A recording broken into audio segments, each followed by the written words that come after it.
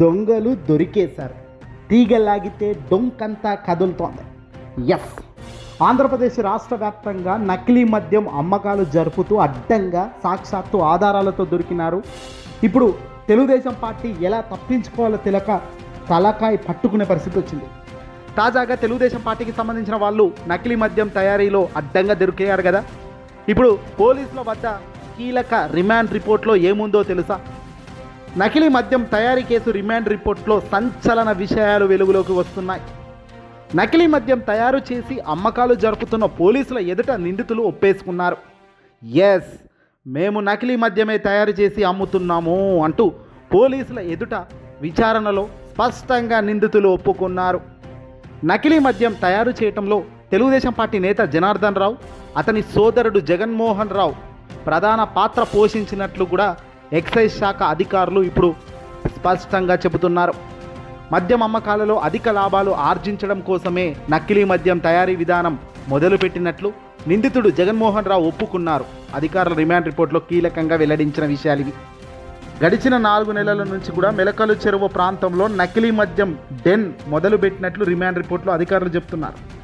3 నెలల క్రితం ఇబ్రాహీంపట్నంలో మరో డెన్ ఏర్పాటు చేసి వివిధ వైన్ షాపులు, బెల్ట్ షాపులు, బార్లలో అమ్మకాలు జరుపుతున్నట్లు కూడా గుర్తించారు. హైదరాబాద్కు చెందిన రవి అనే వ్యక్తి నకిలీ లేబుళ్లు తయారు చేసినట్లుగా పోలీసులు గుర్తించారు.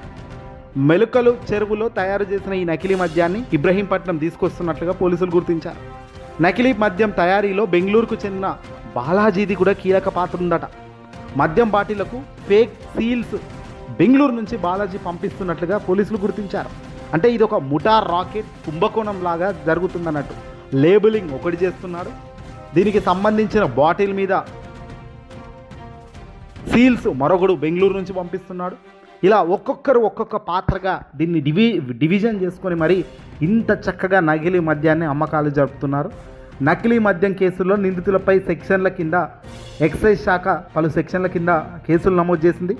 అచ్చం ఒరిజినల్ ఉండేలుగా బాటిళ్ళు ఉండేలా సీల్స్ తయారు చేయడంతో పాటు అనుమానం రాకుండా మద్యం అమ్మకాలు సాగిస్తున్నట్లుగా పోలీసులు విచారణలో క్లియర్ కట్గా బయటపడ్డ అంశాలు. తెలుగుదేశం పార్టీకి సంబంధించిన పెద్ద తలకాయలు తెర వెనుక ఉన్నారని, ఓ మంత్రి కూడా ఉన్నాడనేది వాస్తవము. తెలుగుదేశం పార్టీ అండదండలు లేకుండా ఇంత పెద్ద దందా చేయడానికి వీలే లేదు. వీటికి మూలం చంద్రబాబు నాయుడు గారు డైరెక్షన్, యాక్షన్ అంతా కూడా మంత్రులు, ఎమ్మెల్యేలు. దీని నుంచి వచ్చే ఫండ్లో కొంత భాగం ఎక్కడికి పోతుందో ఏంటో అనేది దేవుడెరు. కానీ మొత్తానికైతే వీళ్ళు నకిలీ మద్యం అమ్ముతున్నట్టుగా ధృవీకరించారు. రిమాండ్ రిపోర్ట్లో కూడా సంచలన నిజాలు బయట పెట్టేశారు.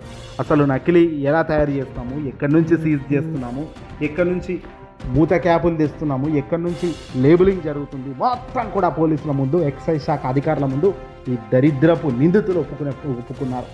వీపు విమానంలా పగలగొట్టినప్పుడు రాష్ట్రం వాల్యూలు తెలుస్తాయి. ఇలాంటి వాళ్ళకు ఇంత అమాయక ప్రజల్ని టార్గెట్గా చేసుకొని ఆ మద్యం అనే దాన్ని ఒక బానిసగా చేసుకున్న ప్రజలకు ఇదిగో ఇలా నకిలీ మద్యాన్ని అమ్మకాలు చేస్తూ నిండా ముంచే కార్యక్రమానికి లేపారు. ఈరోజు దేవుడి దయతో ఆ దేవుడు దొరకబట్టి ఇచ్చారు దొంగలను.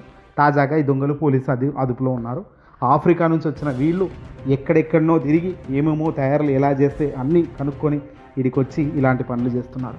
మరి దీనికి చంద్రబాబు నాయుడు కానీ, టీడీపీ కానీ, జనసేన కానీ, కూటమిలో ఉన్న ప్రతి పార్టీకి సంబంధించిన అధినేతలు కానీ మీకు నిజంగా దమ్ము ధైర్యం ఉంటే వీటిపై స్పందించాలి, వీటికి చర్యలు తీసుకోవాలి.